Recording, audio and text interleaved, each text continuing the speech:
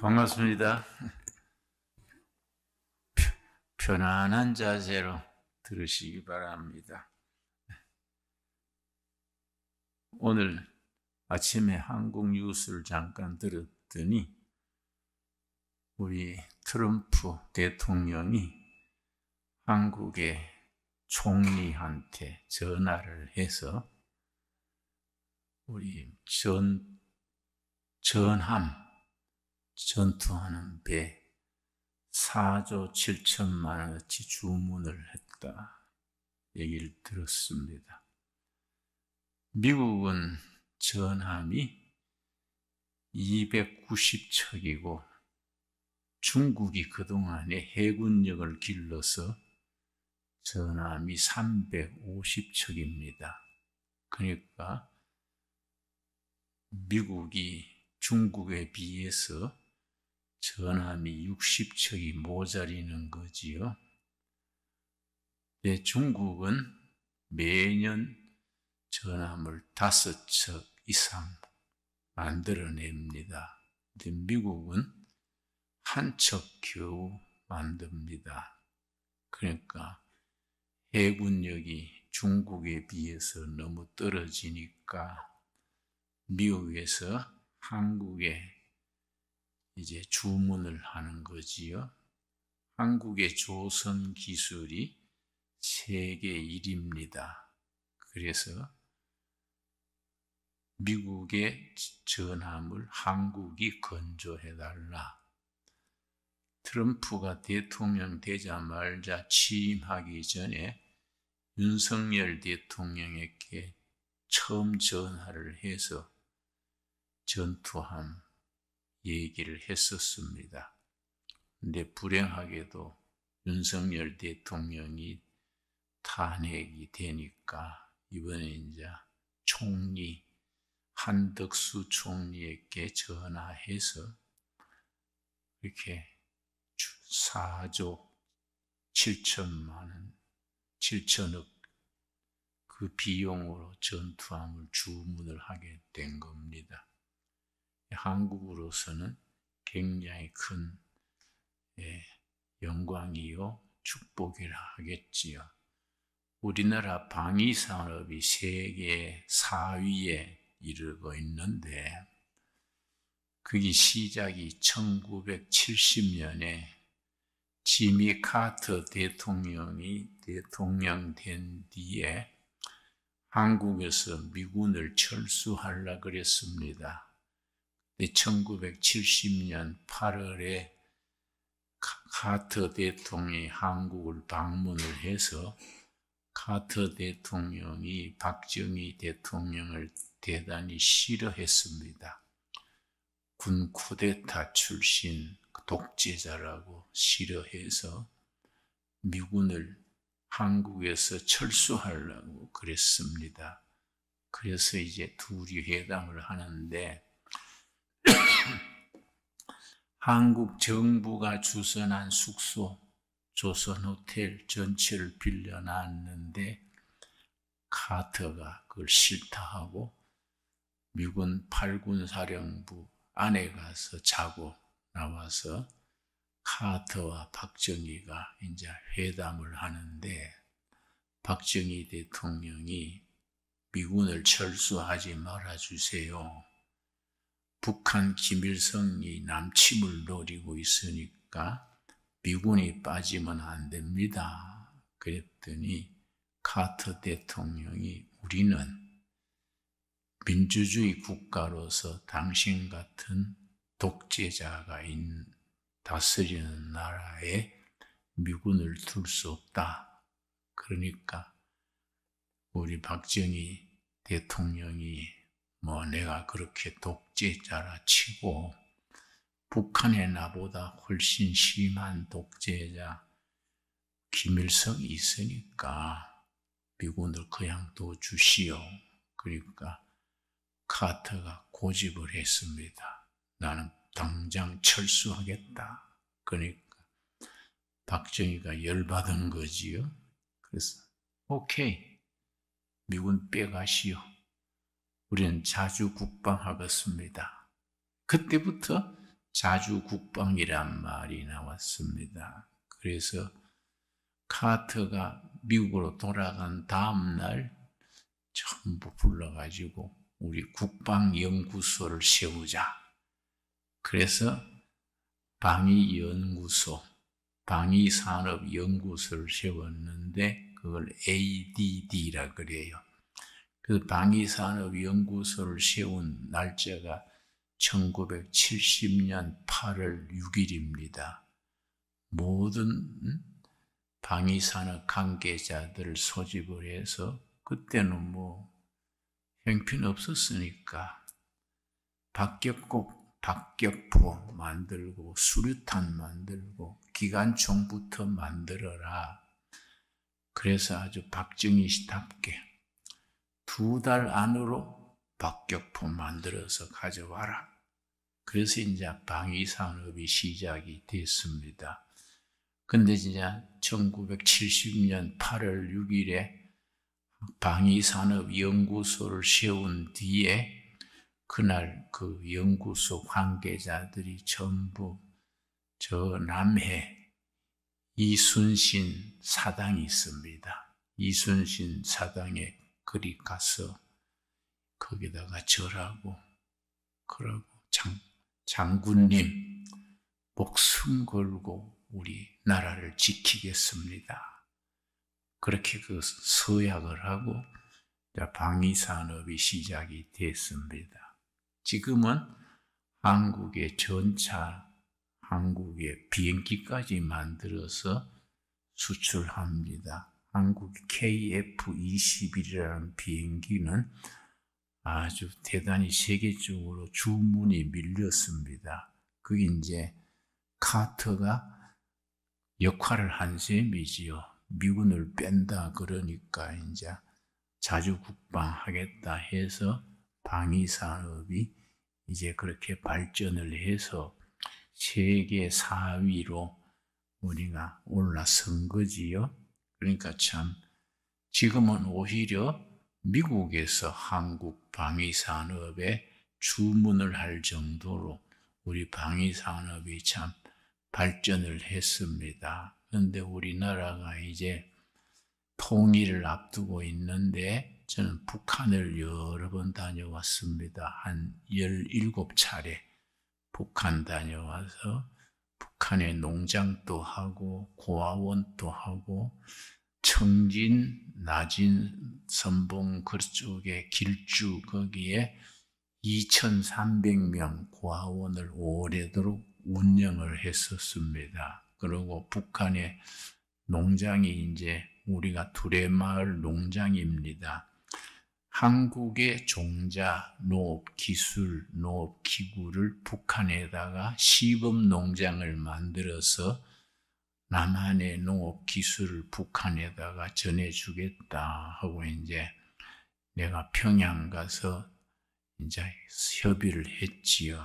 내가 평양에서 묘향산 중간쯤 되는 사이에 한 30만 평 농장을 주라.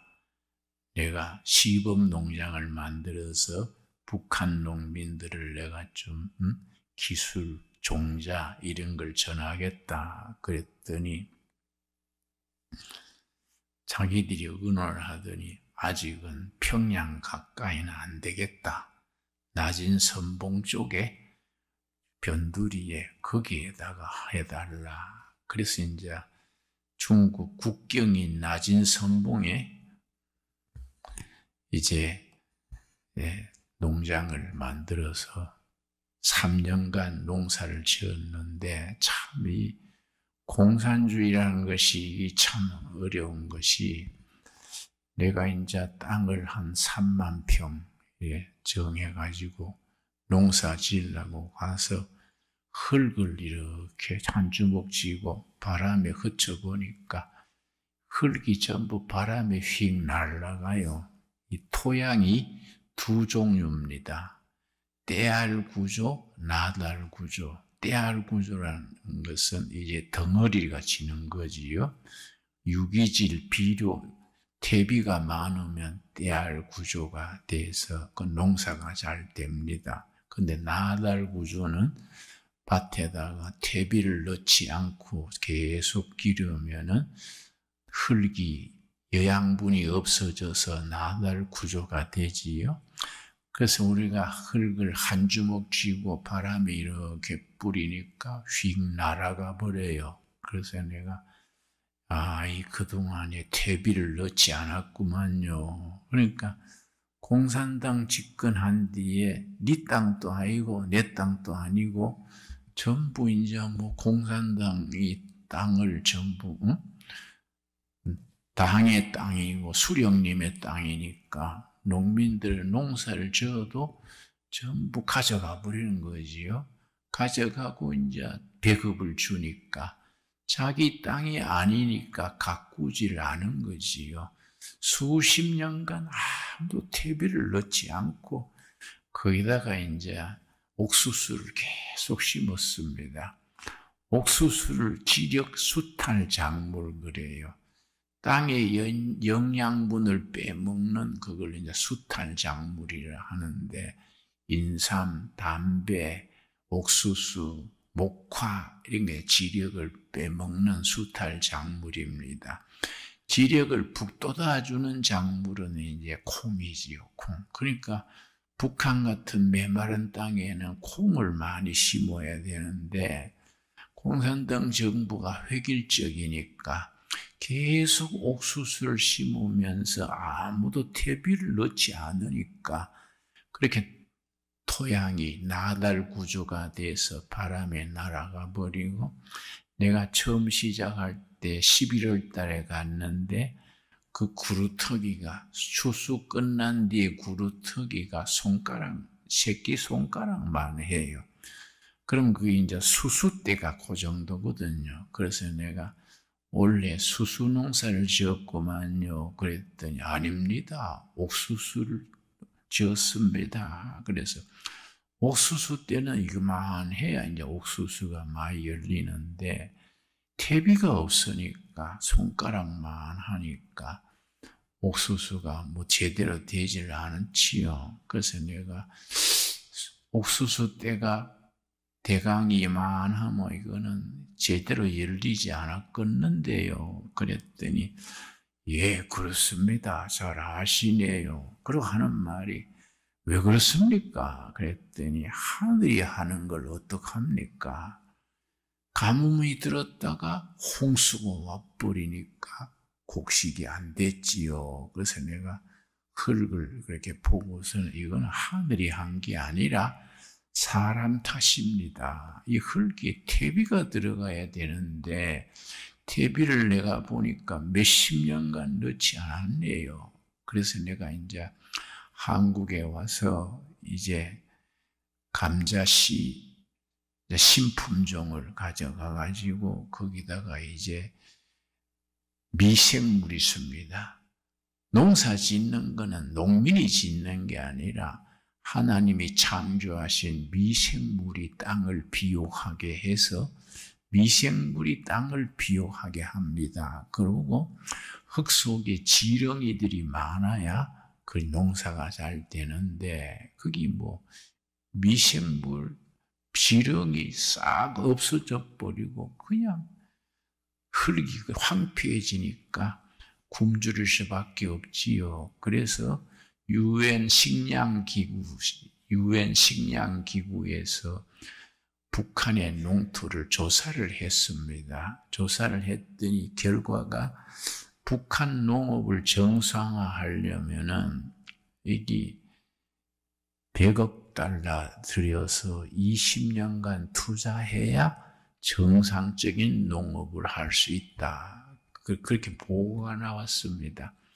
근데 내가 가서 이제 우리 둘의 마을 식구가 농장에 3년간 상주하면서 흙을 먼저 가꾸고 남한에서 토양 미생물 가져가가지고 풀을 베가지고 퇴비를 만들어서 그걸 이제 가꾸니까 3년 만에 토양이 바뀌더라고요. 그래서 뭐 아주 옥수수가 풍년이 드니까 집단 농장 농민들이 구경하러 왔어요.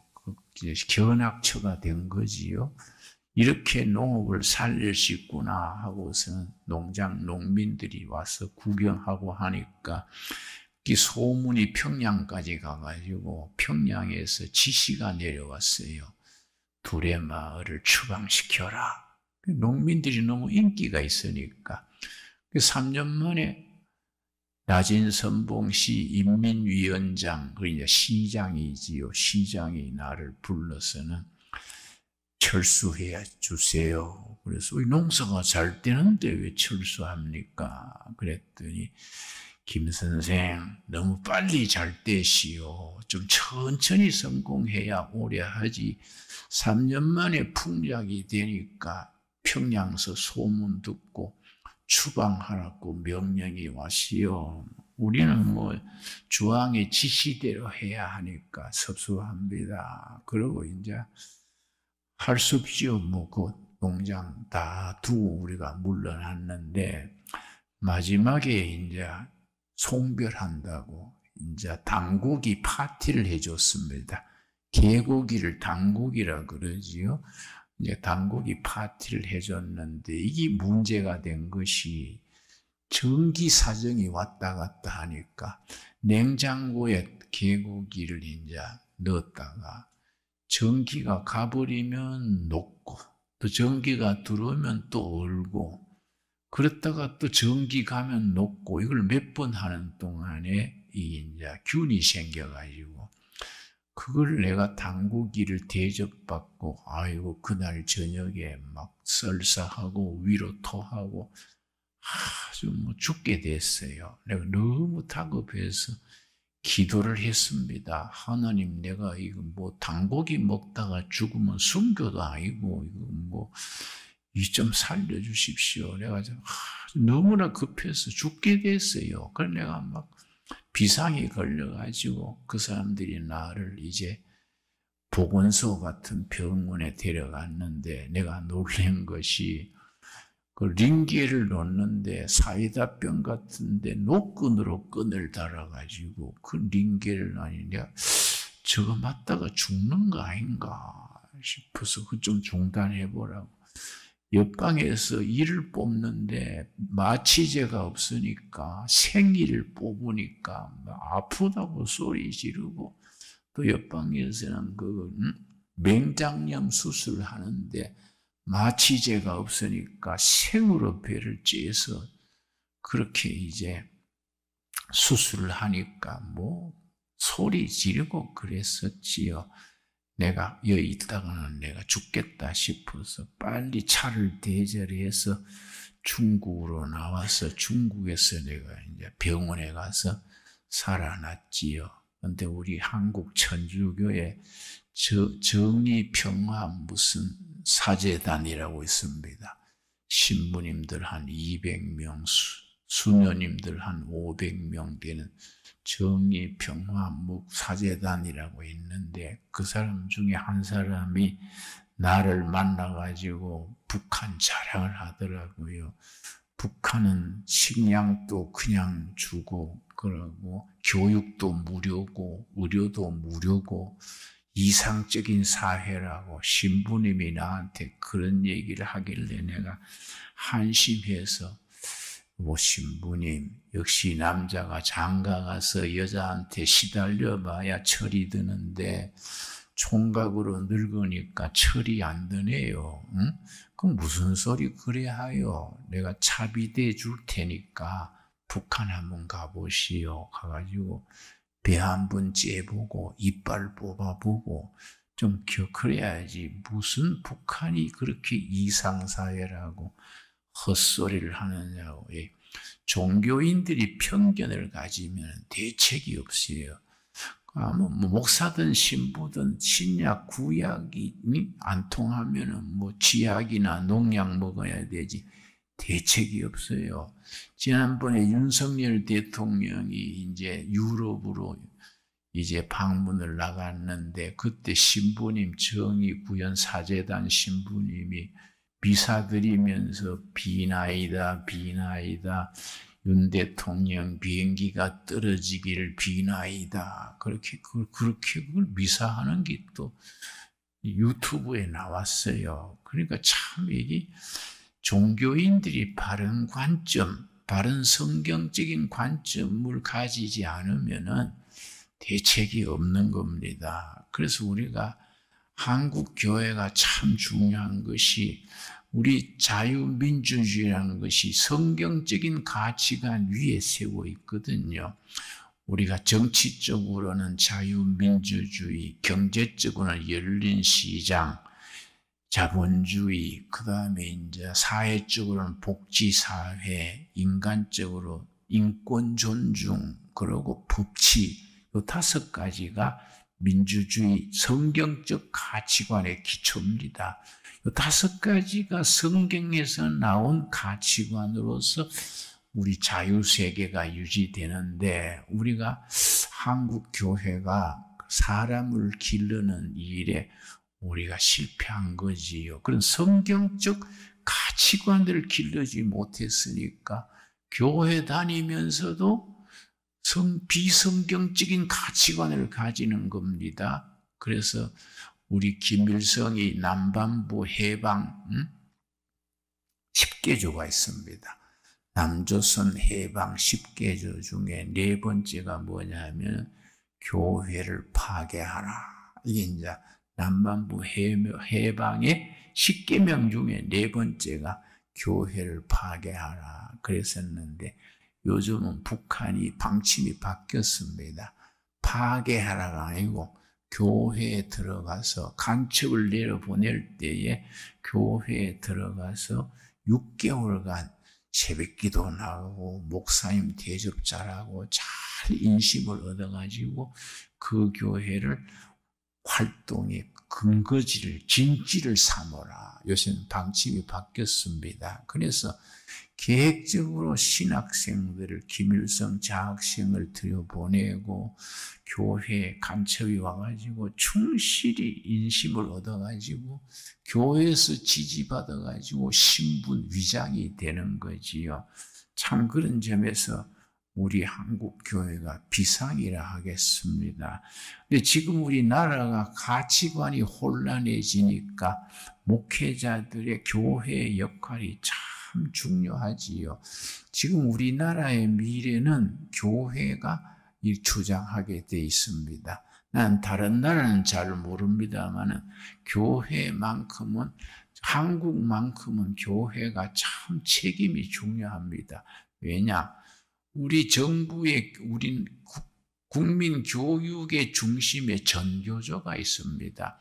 전교조가 대구에서 시작됐는데 처음 시작될 때는 참교육을 한다고 전교조가 시작이 됐는데 거기에 주사파, 김일성 주체 사상이 민족의 희망이라는 사람들이 전교조에 들어가가지고 조직을 장악을 했습니다. 그래서 전국 전교조가 그 주사파의 통제력 속에 들어간 거지요.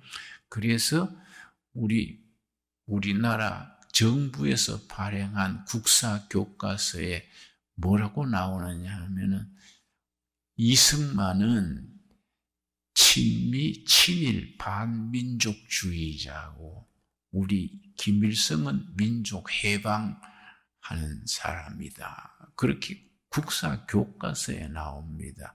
그리고 국사 교과서에 8.15 해방된 뒤에 미군은 점령군으로 왔고 소련군은 해방군으로 왔다. 그렇게 국사 교과서에 그렇게 되어 있습니다. 그리고 우리가 130년 개신교 역사에 개신교가 우리 나라를 현대화하는 일에 우리 현대사 100년은 교회가 막 지대한 영향을 끼쳤는데 국민교육 또 무슨 병원, 학교 얼마나 우리 교회의 역할이 컸습니까?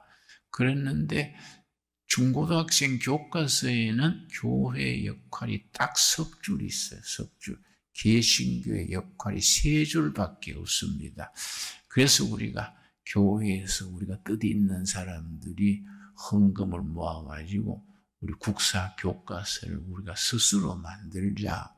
그래서 그 교과서를 우리가 학생들한테 가르치고 있지요. 그러나 이제 둘의 말 안에 둘의 국제 학교를 세웠습니다. 학교를 세워가지고 이제 정부에 허가 내지 않고, 정부에 허가 내면은 이제 정부의 통제를 받아야 되고 또 정부의 성경을 가르치지 못하게 됩니다. 그래서 허가 내지 아니하고 이제 학교를 세워서 우리 나름으로 둘의 국제 창의력 학교에서 학교를 하는데 참 보람이 있어요. 기독교 부모들이 자기 자식을 일반 학교에 보내기는 너무 불안하니까 엉뚱하게 동성애는 이거는 자연스러운 거이다. 뭐 성평등, 동성애 이런 걸 용납하는 그런 걸 가르치니까 그거는 아니지 않냐. 성경에 동성애가 나쁘다는 게 13번 나옵니다. 그런데 그런 걸 학교에서는 거꾸로 가르치니까 우리 기독교 학교의 사명이 크지요.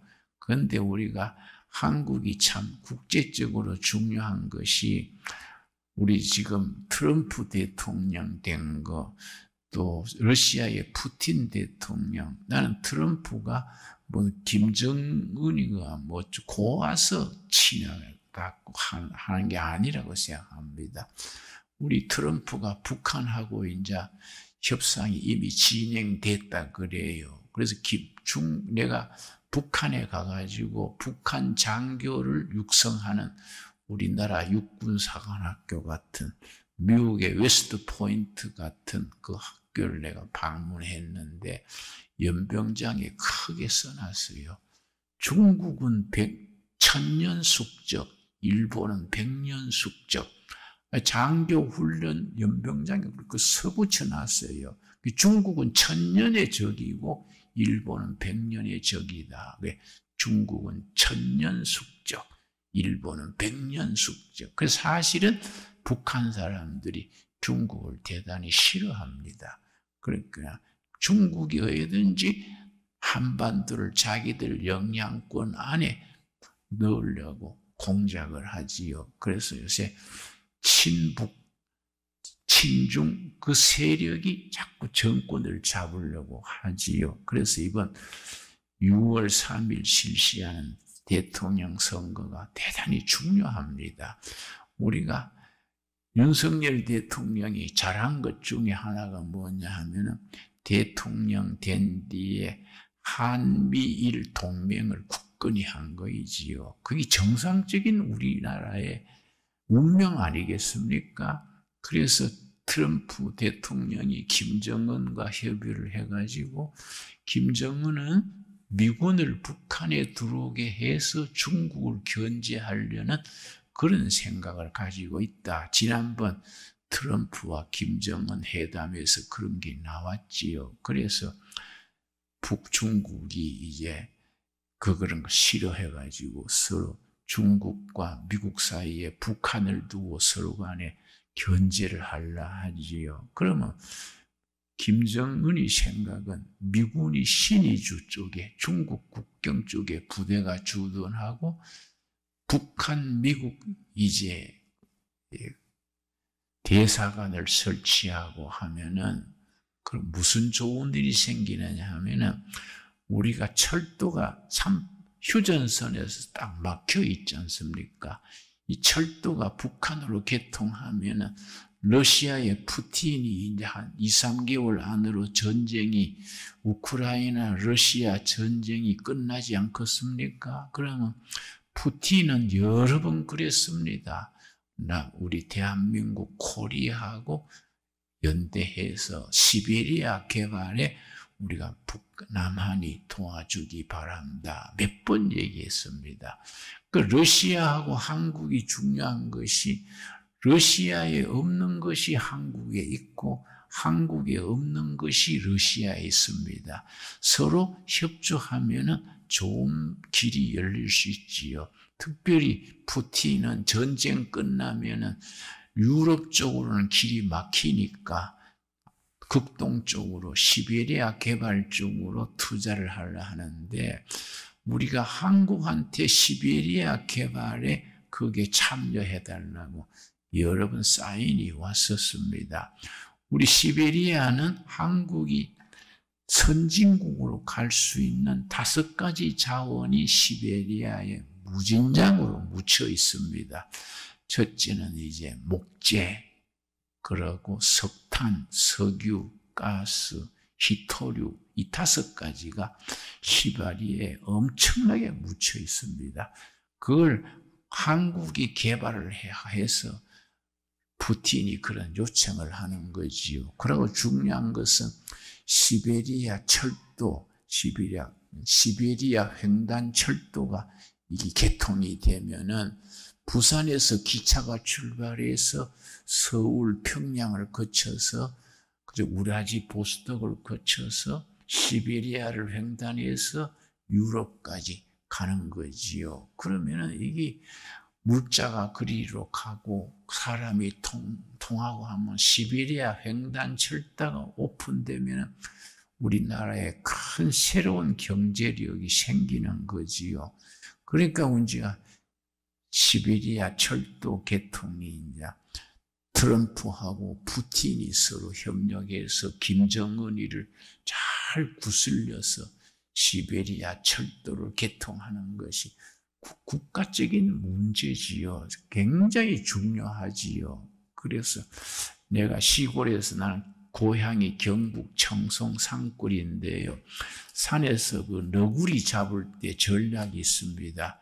너구리란 산짐승이 이제 굴 속에 깊이 들어가 박혀 있으면 잡지를 못하지요. 그럼 우리가 이제 고향에서 어떻게 하느냐 하면은 그 굴 앞구에서 나무에 불을 피워서 연기를 자꾸 굴로 붙입니다. 굴 속에 이제 연기가 들어가면 너구리가 숨어 있다가 연기 때문에 튀어나오지요. 그때 너구리를 잡는 거지요. 그러니까 이제 트럼프가 김정은이 다루는 거의 너구리 작전 비슷한 거지요. 자꾸 달래가지고 김정은이가 북한하고 거기서 숨어 있지 말고 이렇게 밖으로 나오게 해서 미국하고 국교를 맺고 미군이 북한에 주둔하게 하고 그래서 그 다음에 이제 김정은이를 제거하든지 하는 방법이 생기겠지요. 그게 이제 아주 굉장히 중요한 시기입니다. 그리고 이제 우리가 이제 날씨가 좋아져 가지고 이제 북극에 얼음이 녹으니까 이제 북극이 9달은 얼음이 녹아가지고 배가 다닐 수 있습니다. 석 달만 얼고 나머지 9달은 북극으로 이제 배가 다닐 수 있는데 배 중에 얼음을 깨고 나가는 배가 있습니다. 그걸 쉐빙선 그래요. 쉐빙선 만드는 기술이 한국에만 있습니다. 그래서 러시아가 지금 전쟁 중인데도 쉐빙선 17척을 한국에다가 주문을 해놓고 있습니다. 그러면 이제 항로가 바뀌지요. 그동안에 우리가 수에즈 운하로 중국 앞바다로 배가 다니고 했는데 거기 스웨즈 운하 그쪽에 배가 그는 러시아어가 생겨가지고 어떨 때는 배가 2주간씩 기다려야 되고 그랬는데 그리고 또 그쪽에 또 후티 반군 이런 반란군이 배를 납치도 하고 그래서 아주 복잡한 해로입니다. 그런데 이제 북극 항로가 생겨지면은 무슨 이익이 있냐면은 배가 부산에서 출발을 해서 이제 울릉도에 큰 비행장하고 항구를 만들고 있습니다. 울릉도 앞바다를 지나서 러시아의 그 연해주 앞에 그 사하린이라는 섬이 있습니다. 사하린 섬의 그 앞으로 지나서 베링 해협 이쪽은 미국 미국의 이제 그 땅이고 이쪽 편은 러시아 시베리아 땅 그 사이에 그 해협이 있습니다. 그걸 베링 해협거랍니다. 베링 해협 길이가 75km입니다. 그 중간에 섬이 하나 있는데 섬을 딱 갈라서 저쪽은 이제 미국 땅이고 미국의 알라스카에 속해 있고 절반은 러시아 시베리아 속해 있는데 그리로 배가 통과되는 거지요. 그리가 배를 가가지고 그리 북극해를 통과해가지고 노르웨이를 거쳐서 우리 유럽으로 배가 다니게 되면은 거리가 5,000km나 줄고 그 비용이 뭐 절반 가까이 줄고 하니까 극동 항로가 열리게 됩니다. 그러면 우리 역사에 어떤 의미가 있느냐 하면 우리 역사는 세계 중심 무대에서 항상 변두리에 있었습니다. 옛날에 7세기, 8세기에 실크로드라 그래서 중국의 아시아의 비단이 유럽으로 가던 걸 실크로드 그래요. 한국은 그 실크로드에서 뭐 변방에 있어서 존재가 없었지요. 그리고 나중에 이제 또 향신로, 인도 동남아시아의 향신로, 요즘 커피 같은 향신로가 유럽으로 뻗어나가는데 그 향신로 코스에서도 우리 한반도는 늘 변두리에 있었습니다. 석유도 마찬가지죠. 그런데 이번에 극동 항로가 열리게 되면은 새로운 항로에 한국이 중심이 되는 거지요. 그래서 부산항이 출발점이 돼가지고 부산항, 울릉도항, 그 사할인 거쳐서 연해주를 거쳐서 항로가 생기면은 그 배를 타고 우리 화물이 거리로 가게 되고 선교사들이 그 배 타고 유럽으로 가게 되고 하면은 한국이라는 나라가 굉장히 새로운 항로를 따라서 중심 지역이 되지요. 그래서 우리가 한국의 미래가 대단히 밝습니다. 시베리아 철도가 열리고 시베리아 자원을 우리가 개발하게 되고 북극 항로가 기축되게 되면은 한국에는 새로운 시대가 열리지요. 지금은 북한이 중간에 가로막고 있으니까 이걸 이제 통하지를 못했는데 푸틴이 그동안에 김정은이하고 통했지 않습니까? 북한군이 우크라이나 전쟁에 13,000명이나 가가지고 하고 했으니까 김정은이가 푸틴의 말을 듣게 돼 있는 거이지요. 그리고 또 트럼프가 또 김정은이하고 협상을 해가지고 우리 남한에 길을 터주면은 철도가 열리고 북극 항로가 열리고 하면은 한반도에 새로운 시대가 오게 된다. 이게 우리 대한민국이 가지는 미래의 꿈입니다. 거기에 중요한 것은 이 남북한이 통일이 되는 거인데 미국의 조지 프리드만이라는 중요한 정치 지리학 학자가 있습니다. 조지 프리드만. 정치학과 지리학을 합쳐서 지경학이라 그럽니다.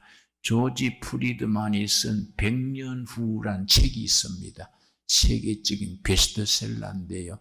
그 책에 보면은 그 뭐라고 되어 있냐면은 2030년까지는 코리아는 통일이 될 것이다. 자유통일을 말하지요. 대한민국 주도로 북한을 흡수 통일하게 될 것이다.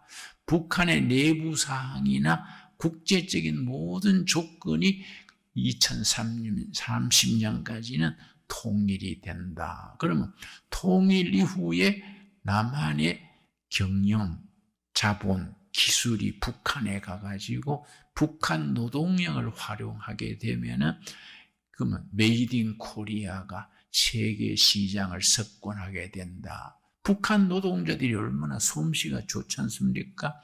남한의 경영 기술과 북한의 노동력이 합쳐져서 메이드 인 코리아 제품이 나오면은 메이드 인 차이나나 메이드 인 인디아를 넘어서는 경쟁력이 뛰어나다는 거지요. 그러면 이제 메이드 인 코리아 이름으로 미국의 백화점, 유럽의 세계에 뻗어나가서 한반도의 전성기가 도래한다. 거기 2030년의 통일 이후 10년 정도의 과도기를 거치면 대한민국은 강력한 통일 한국 시대가 오는데, 그때 가서 중국은 여러 나라로 분리된다. 뭐 티베트, 위구르, 뭐 내몽고 이런 나라들이 해체가 돼가지고 중국은 약화되고, 러시아는 우크라이나 전쟁 이후로 국력이 많이 쇠퇴해졌으니까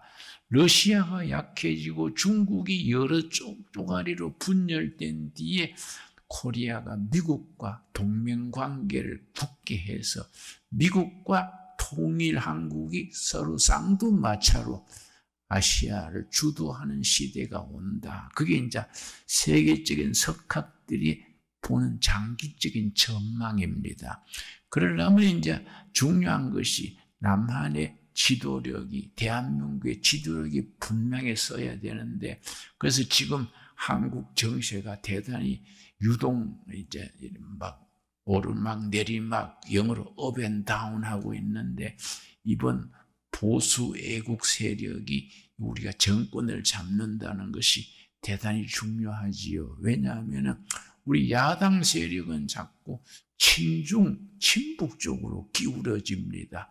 중국이 아주 한반도에 탐을 내가지고 지난번에 시진핑이 전 미국 대통령 만나서 얘기하는 중에 코리아는 전통적으로 중국의 속국이었습니다. 미국이 코리아에 대해서 손대지 마시오. 그러니까 미국과 중국 시진핑 회담에서 그 말이 공식적으로 나왔을 정도지요.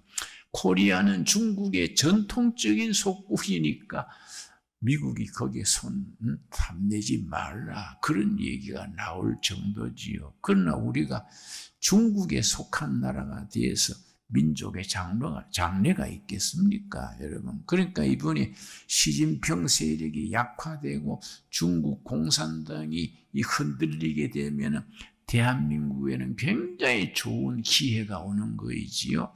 그래서 우리 요즘 뜨는 학문 중에 대통령학이 있습니다. 대통령. 뭐 굳이 나라의 대통령뿐 아니라 기업의 최고 CEO, 뭐 교회, 당회장, 최고 지도자의 가져야 될 덕목, 그걸 연구하는 게 대통령학인데요. 미국의 대통령학 전문가가 대통령이 지내야 될 최고 경영자, CEO가 가져야 될 덕목 5가지를 들고 있습니다. 5가지. 그래서 이런 어려운 시기에 한국의 대통령으로 뽑힐 사람들은 그런 걸 잘 합당한 사람을 뽑아야겠지요. 첫째가 뭐냐 하면 대통령학의 최고 지도자가 지내야 될 덕목 5가지 중에 첫 번째가 뭐냐 하면 비전을 제시할 수 있는 능력입니다. 비전. 여러분, 잠언 29장 18절에 묵시가 없으면 백성이 망할 짓을 하거니와, 그렇지요? 묵시가 영어 성경에는 비전입니다. 비전. 비전이 없는 백성은 망할 짓을 하게 된다. 옛날 우리 함석헌 선생이 쓴 비전 없는 백성은 망한다, 그런 큰 논설이 있습니다. 내가 대학 시절에 그 글을 읽고 아주 가슴이 뜨거웠던 적이 있습니다. 그 잠언 29장 18절, 비전이 없는 백성은 망할 짓을 골라서 하거니와 하나님의 법, 율법을 지키는 백성은 복이 있도다. 그 말씀이 틀림없는 말씀이지요. 그 비전이란 게 뭐냐? 여러분, 요엘서 2장에 보면은 성령이 임하면은 너희 자녀들이 예언할 것이고 젊은이들은 비전을 보고 노인은 꿈을 꾸리라. 그 말씀이 이제 요엘서 2장 28절인데, 사도행전 2장에 베드로가 오순절 성령 충만한 은혜를 받은 뒤에 그 말씀을 인용하면서 그 한 부분이 사도행전 2장에 있습니다. 이 비전이라는 게 참 중요하지요. 아쉽게도 우리 이승만 대통령 같은 분은 국가 경영에 비전이 있었습니다. 이승만 대통령은 딱 두 가지, 1899년 한성 감옥에 사형수로 있을 동안에 미국 선교사들이 감옥에 이승만 청년에게 성경을 넣어줬습니다. 그 성경을 읽다가 1899년에 예수님을 영접하고 그때부터 크리스찬이 됐는데, 그때 감옥에서 쓴 글이 있습니다. 그걸 독립정신 이런 책자로 나와 있습니다. 그 20대 그 사형수로 있으면서 성경 읽고 은혜 받아서 쓴 책이 독립정신인데요. 우리나라 참 역사가 참 안타까운 것이, 우리 청소년들에게 그런 책을 가르치고 읽게 해야 하는데 그렇지를 못해서 내가 참 안타깝게 생각하지요.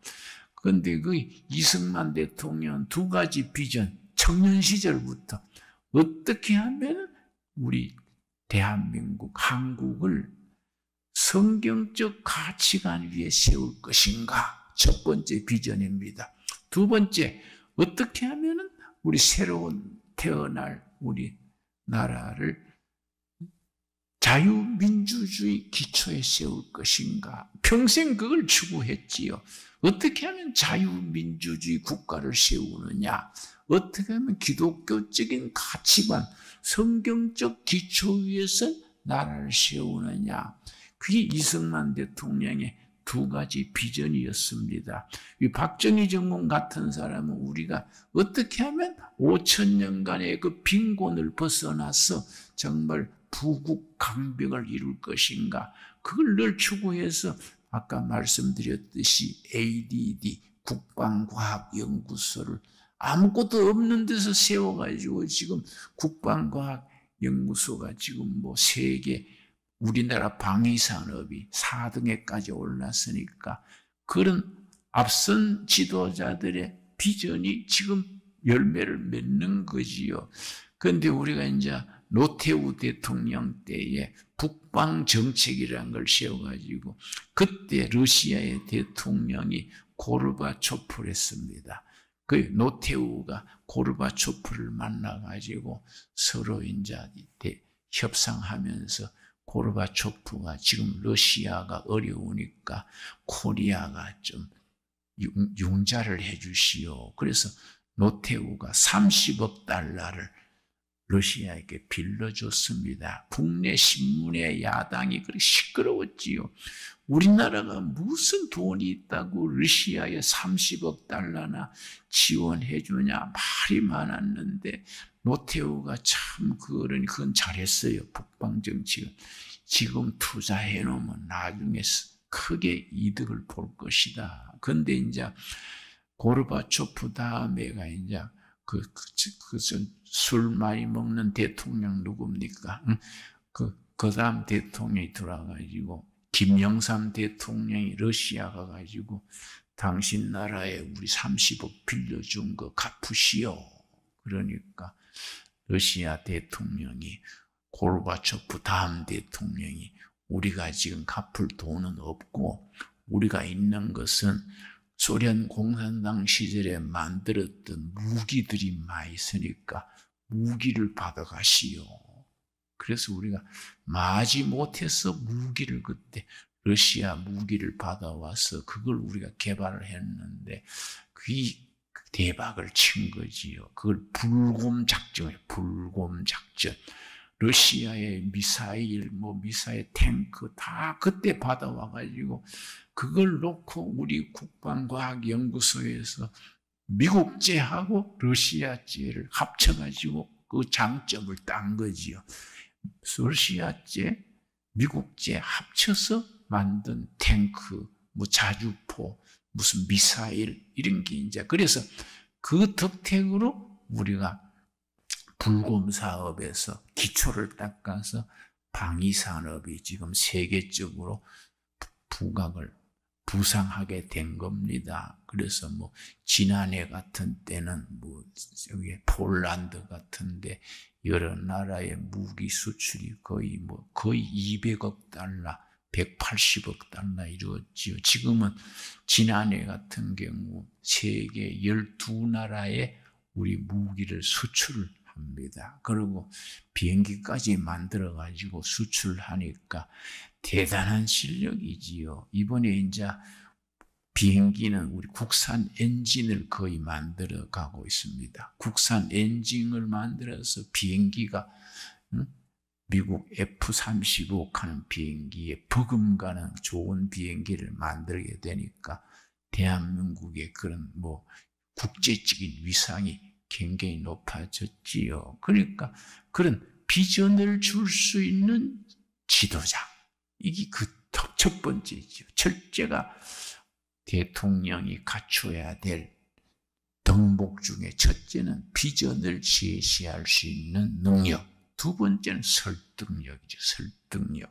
나는 한국에 나오기 전에 우리 윤석열 대통령 부부와 예배를 드렸었는데 그러니 감옥에 있을 때에 나한테 비서를 보냈어요. 김진홍 목사 사인이 있는 성경을 한 권 보내주라. 그래서 내가 비서가 왔길래 그럼 성경을 자네가 사와라. 내 돈으로 살지 말고 너가 사와라. 그래서 내가 거기에 사인을 하고 거기에다가 이제 시편 37편 23절, 24절을 딱 적어서 보냈는데 감옥에서 많이 읽었다 그래요. 그래서 내가 나오기 전에 그 전날 내가 만났었는데 목사님 참 감옥에서 내가 성경을 열심히 읽었습니다. 그러길래 그러면 좀 더 오래 있을 걸 그랬네요. 오래 있었으면 성경을 몇 번 읽었을 텐데 그러 같이 웃었습니다. 그런데 이제 윤석열 대통령의 영부인이 이제 김건희인가 이건희인가 이러는데 말썽이 많아요. 무당하고 맨날 점치고 무당한다. 그래서 우리나라 고종 황제 부인이 민비인데 황후가 민비가 그 무속에 빠져가지고 나라 꼴이 많이 안 했는데 내가 이제 식사하면서 우리 여사께서 무당들하고 그래 지나가는데 내가 좀 사실이요 그랬더니 아이고 목사님 우리는 황해도에서 피나는 집안인데 할아버지가 신앙의 자유를 찾아서 남한으로 왔는 우리 기독교 집안입니다. 기독교 집안에서 무슨 무당을 그래 찾겠습니까? 그러면 자기 이제 3대째 기독교 집안인 걸 자기 얘기를 하면서 자꾸 사람들이 그렇게 나쁜 소식, 가짜 뉴스를 가지고 흠집을 낸다는 거지요. 그래서 내가 깜짝 놀랐어요. 나도 소문으로 김건희 여사가 무속에 깊이 빠진 걸로 알고 있었는데 그게 아닌 걸 알고 내가 참 마음이 든든합니다. 그런데 내가 말하는 것은 왜 그런 걸 알리지를 않습니까? 국민들이 알게 해야지 맨날 그렇게 가짜 뉴스 나오는 걸 왜 제대로 바로잡지 않습니까? 아니 하도 세게 나오니까 국민들이 믿어가지고 말해도 안 통하고 매스컴이 다 그쪽에 줄 섰으니까 할 방법이 없지요. 그래서 방법이 없는 게 어디 있습니까? PR을 해야지요. PR이 뭡니까? 피가 나도록 알리는 게 PR인데 그 왜 대통령 자리에 있으면서 다 피가 나도록 알려서 국민을 설득을 해야지 교인들까지 다 청와대 대통령실에서 무당이 와서 신다 그런 소리 듣게 합니까? 그런 얘기를 나누었었습니다. 그런데 워낙 반대하는 쪽이 집요하게 그걸 퍼뜨리니까 교인들도 그렇게 알고 있는 거지요. 그러니까 지도자로서는 그게 좀 소홀히 생각한 셈이지요.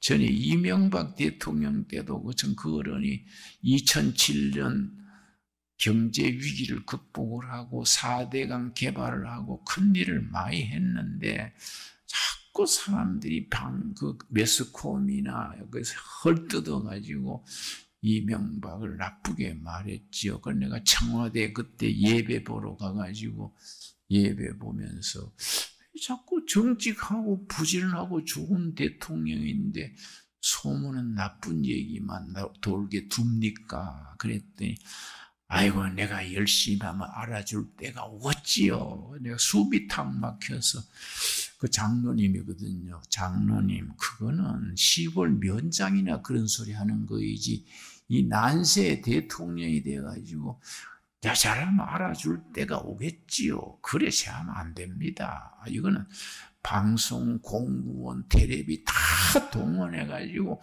국민한테 열심히 알려야 됩니다. 응? 관리는 책임이 있는 거죠. 내가 그렇게 권한 적이 있습니다. 그러니까 우리가 지도자가 되는 데는 우리가 목숨 걸고 전도하듯이 자기를 PR해야 되지요. 여러분 PR이라는 말의 의미를 깨닫지요? 예, 피가 나두루 알린다. 나는 우리 둘의 마을, 둘의 교회가 그 동두천 산골에 있는 조그마한 교회지만 나는 그런 PR하는 데 감각이 있어요.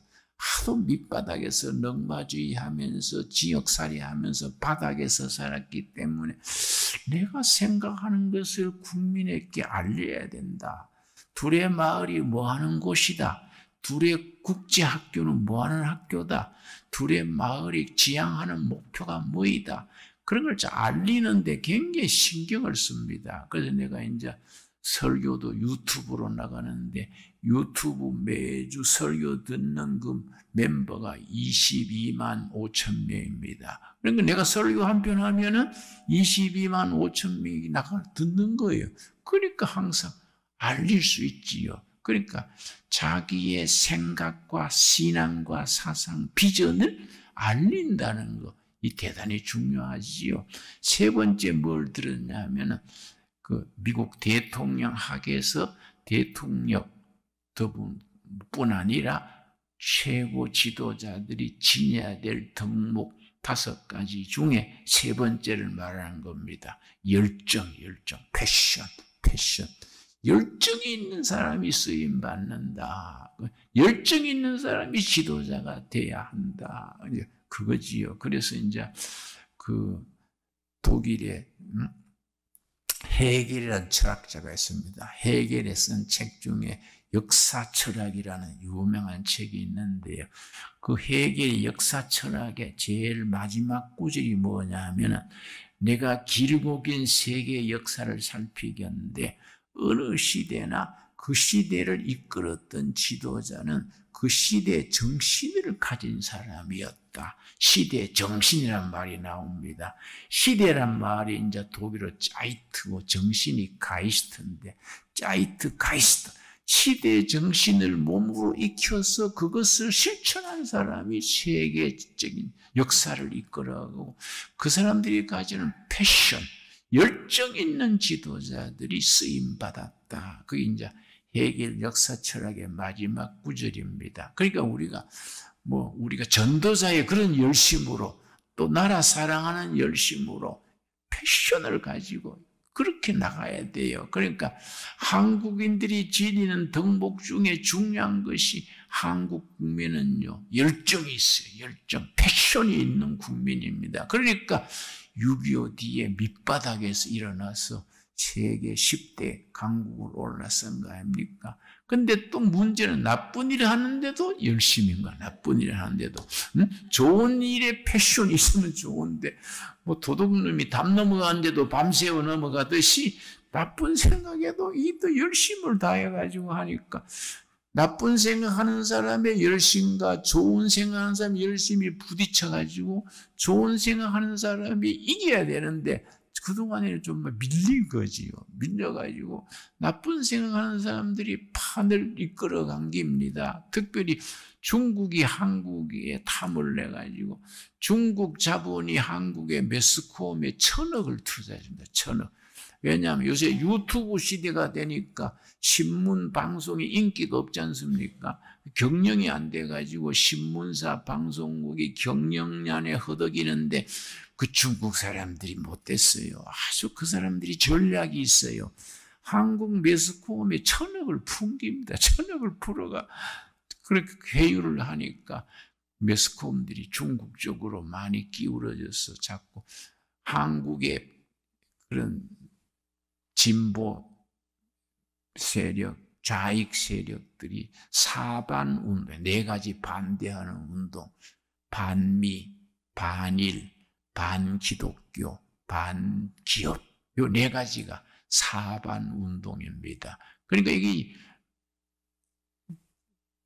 그 사람들이 매스컴을 장악해가지고 청년들에게 머리를 이렇게 체내시키는 거이죠.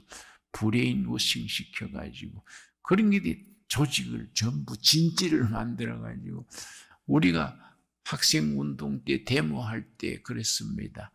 앞으로 신문 기자 될 사람, 사법고시에서 판검사 될 사람, 교사로 나갈 사람들은 데모할 때에 앞 세우지 않았습니다. 신분이 노출돼 가지고 앞으로 지장이 있다고.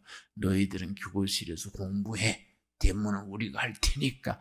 그 전통이 있는 거이지요. 그러니까 교사 될 사람, 기자 될 사람, 판검사 될 사람들은 데모도 안 하고 공부만 해가지고 걔들이 고등고시 돼가지고 지금 주임 판사가 되고 뭐 검사가 되고 걔들이 또 신문사의 편집국장이 된 거예요. 걔들이 또 정교조를 이끈 거죠. 그러니까 요소의 그 세력이 또아리를 틀어가지고 잠복되어 있는 겁니다. 그래서 이번에 탄핵 파동, 우리가 계엄령 탄핵 파동 이래 우리가 드러난 것이 한 가지 장점이 뭐냐 하면 각 조직 속에 있는 그런 좌편, 좌익적인 친북, 친중 세력이 드러난 거지요. 어디에 누가 그런 생각하고 있다. 전에는 그냥 가만히 있으니까 모르고 그냥 우리가 태평세대가 계속될 줄 알고 그냥 흥청망청했지요. 한국의 보수 세력은 그 책임이 있습니다. 보수 세력은 누리는 데 급급했지요. 그래서 뭐 국방은 한미 동맹이 맡아주고 기업은 경제는 재벌들이 맡아주고 하니까 우리가 뭐 보수 세력은 그냥 편하게 살았지요. 근데 그동안에 좌익, 친중, 친북 세력은 그렇게 끊임없이 감옥 가고 뭐 도망 다니고 라면 먹으면서 그 자기들의 세력을 키운 거지요. 보수 애국 세력은 가만히 있다가 터지니까 당한 거지요. 그러나 우리가 지금이라도 심기일전해서 다시 시작해야 안 되겠습니까? 안 그렇습니까? 미국의 경우에 옛날 미국에는 보수당이 공화당이지요. 진보 쪽이 민주당이지요. 1964년에 베리 골드워터라는 공화당 후보자가 출마했었습니다. 그때 1964년에 공화당이 아주 철저하게 패배했습니다. 그리고 공화당이 아주 설 자리가 없어졌습니다. 전부 진보당, 민주당이 차지했었는데 그때 베리 골드워터가 그 사람이 정말 똑똑한 사람이요. 자기가 선거에서 패배한 걸 인정하고 미국 보수당이 질이 멸렬해진 것을 깨닫고 밑으로 내려갔어요. 그리고 각 지역에 청년 대학생 조직을 만들어가지고 밑에서부터 키운 겁니다. 그걸 골드워터의 청년 조직 교육 훈련이에요. 그 청년들을 깨우치는 걸 그걸 영어로 컨센타이제이션, 의식화라 그러고 교육을 시킨 뒤에 그걸 조직화하는 거예요. 그걸 오가나이제이션이라 그러고 조직화한 뒤에 이제 동원하는 걸 모빌라이제이션 3단계를 거치면서 공화당 세력을 밑바닥에서부터 17년을 밑에서 일했습니다. 그래서 17년 만에 등장한 대통령이 레이건이지요. 레이건. 그러니까 골드워터가 선거에서 실패한 후에 17년간 밑바닥에서 청년들을 가르치고 깨우치고 조직화해서 17년 만에 드디어 등장한 공화당 대통령이 레이건이지요. 그 레이건 때에 소련을 무너뜨리고 미국이 아주 국가 위신을 세계적으로 높인 겁니다. 나는 그 사례를 깊이 생각을 해서 내가 이제 대학교 청년들, 대학생들한테 다시 이제 청년 정치학교 그런 걸 시작을 했습니다. 청년들에게 성경적 가치관의 기초를 둔 5가지 이걸 철저하게 교육을 시켜야 된다. 그래서 이제 정치학교를 시작을 하는데 참 반응이 좋습니다. 벌써 50개 대학이 이제 조직화되고 앞으로 금년 중으로 선거에 이기든지 지든지 간에 100개 대학에 조직화해서 우리가 나라의 미래를 통일 한국 시대를 대비해서 나라의 기초를 닦아야 되겠다. 그런 생각을 하고 거기 동지들이 있습니다. 혹시 여러분 이충근 교수라고 이름 들었습니까? 정치 외교학의 이충근 교수도 중앙정부부 출신의 이희천 여러 교수들 중에 그런 보수 세력의 교수들이 6,300명이 조직화가 되어 있습니다. 그 사람들을 기반으로 해서 대학교에 100개 내지 200개 대학에 대학 조직을 만들어 가지고 매주 교육을 시켜서 우리나라의 기초를 탄탄히 해서 통일 한국 시대를 대비하겠다. 우리가 그런 장기 계획이지요. 여러분, 우리 대한민국 위해서 기도해 주시고 늘 관심 가져 주시기를 바랍니다. 감사합니다.